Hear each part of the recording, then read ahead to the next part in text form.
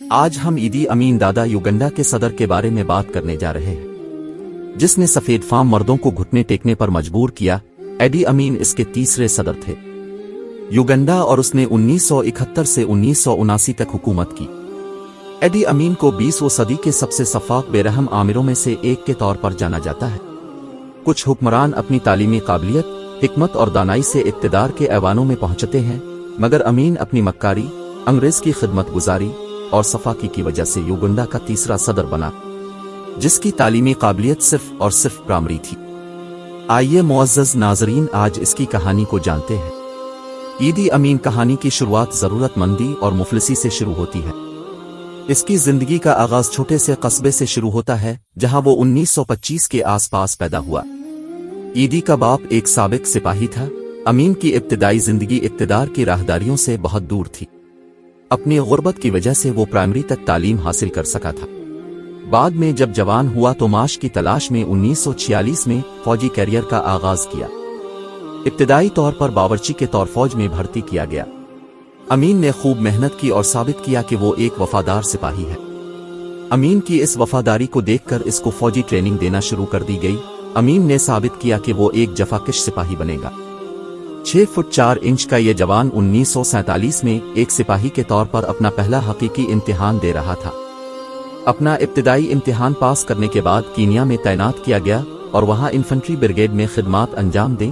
صومالی باغیوں کے خلاف کارروائیوں کے بعد خوب ترقی کی۔ اس کے بعد کینیا میں ماؤ بغاوت کو دبانے میں اہم کردار ادا کیا۔ باغیوں کو ٹارچر سیل میں اس کی صفاقی کو دیکھ کر انگریز بہت خوش ہوا۔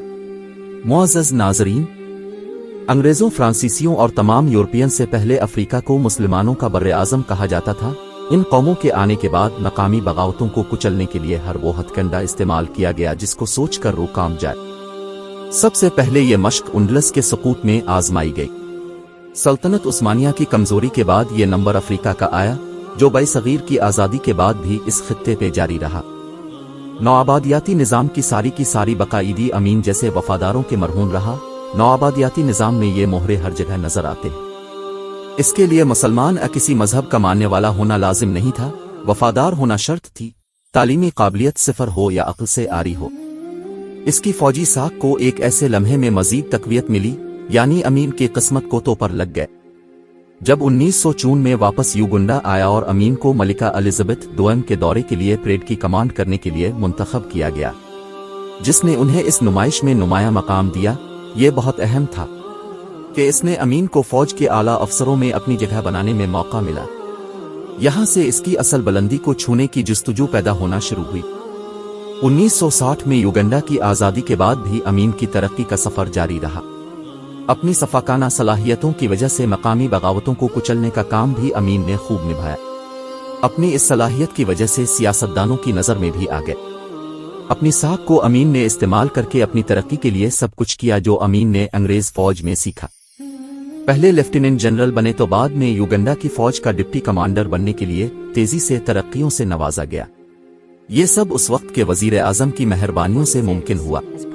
باغیوں کو کچلنے اور اس وقت کے بادشاہ کے لیے جو رویہ اختیار کیا گیا وہ امین کو تنقید کی زد میں لے آیا، مگر اب کی بار بھی وہ صاف بچ کر نکل گیا، کیونکہ اب اس کی وکالت کرنے والے انگریز نہیں بلکہ اپنی قوم کے قومی غاصب تھے۔ جیسے انگریز نے اس کی ماؤ اور صومالی باغیوں کے کچلنے کے طریقے کا دفاع کیا تھا۔ اقتدار کی شطرنج دیکھنے کے بعد اس طرح امین میں اب اقتدار کی حوث بھی جاگ اٹھی تھی۔ امین اپنی حتمی اقتداروں کی منزل کی جانب رواں دواں تھا، مگر سیاستدان اپنا تحفظ امین کی وفاداری میں دیکھ رہے تھے۔ یہاں یہ بات کرنا زیادہ اہم ہے کہ جب انگریز سرکار سے شروع میں ٹریننگ لے رہا تھا تب وہ ایک کامیاب رگبی پلیئر اور باکسر بن چکا تھا، اور تقریباً 6 فٹ 4 انچ کا یہ نوجوان 1951 سے لے کر 1960 تک یوگنڈا کا ہیوی ویٹ چیمپئن رہا۔ اس دوران وہ یوگنڈا میں بہت مشہور رہا۔ پورا ملک اس کے نام اور شہرت سے واقف ہو چکا تھا۔ برطانوی افسران کے ساتھ اس کے روابط نے اسے ہر مشکل سے بچائے رکھا۔ اس کی بھی ایک وجہ تھی، اور وجہ یہ کہ افریقہ میں ایک نیٹ ورک ایسا تھا جس کو اسرائیلی اور برطانوی مل کر چلاتے تھے، اور وہاں جو بھی عسکری کارروائی ہوتی تھی اس میں امین ان کا معاون ہوتا تھا، اور یوں وہ نوآبادیاتی نظام کی رکھوالی بھی کرتا تھا۔ اس کی وضاحت آگے چل کر آئے گی۔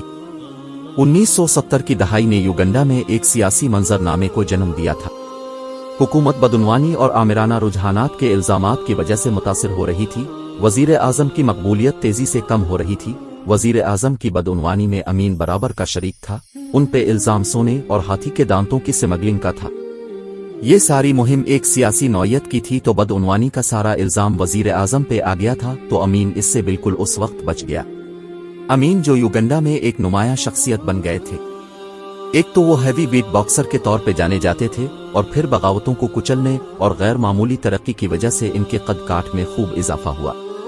अपनी शनाख्त और सियासी अदम इस्तेहकाम का फायदा उठाकर 25 जनवरी 1971 को इक्तदार पर कब्जा कर लिया, जब ओबूटे सिंगापुर में दौलत मुश्तरका के सरबराही इजलास में शिरकत के दौरान मुल्क से बाहर थे। दारुल हुकूमत कैंपाला में एक मंसूबा बंदी से टेक ओवर किया गया, और ये टेक ओवर इतना मुनज़्ज़म था कि 3 मिनटों में पूरे मुल्क में नाफिज हो गया। रेडियो स्टेशन पर कब्जा कर लिया गया।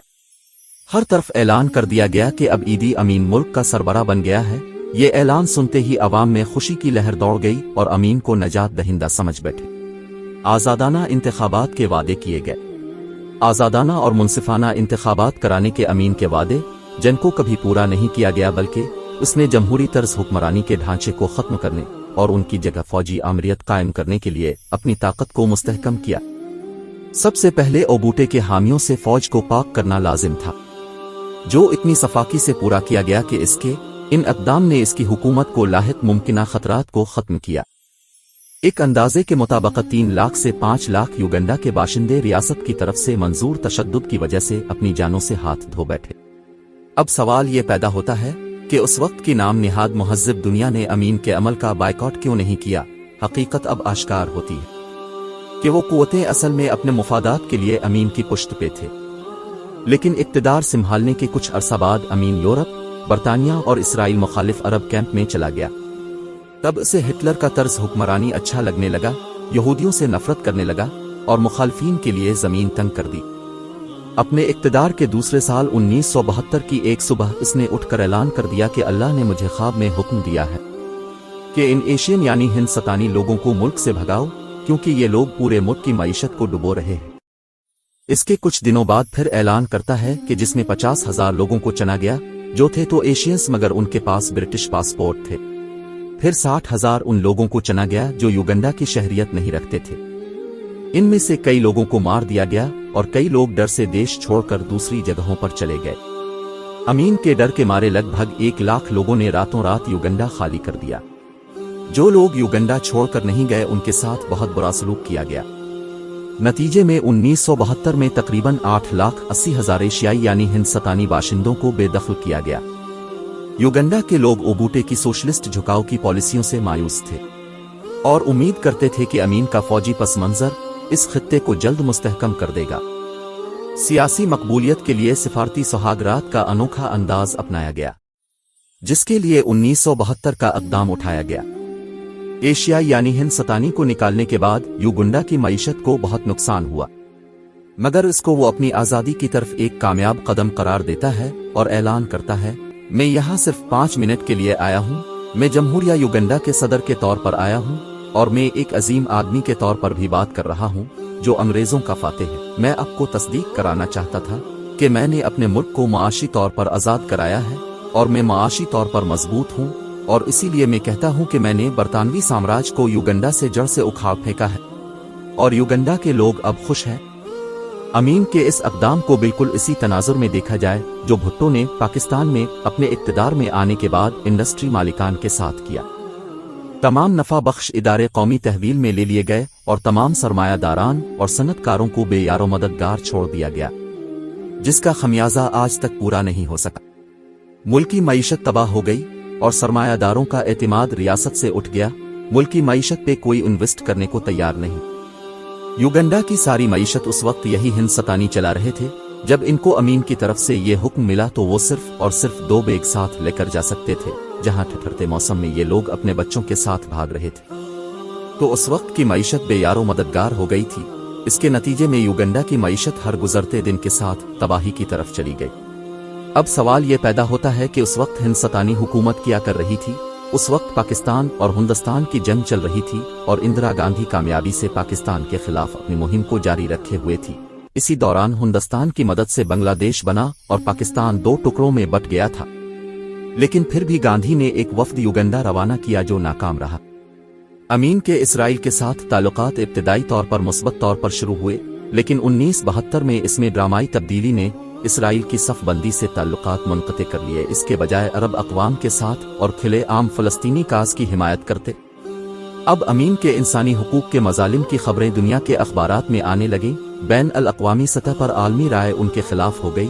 मुहज़्ज़िब ममालिक और बैन अल-अक़वामी तंजीमों ने युगंडा की हुकूमत की सियासी मुखालिफिन और नस्ली अक़लियतों पर वहशियाना मज़ालिम पर मज़म्मत की।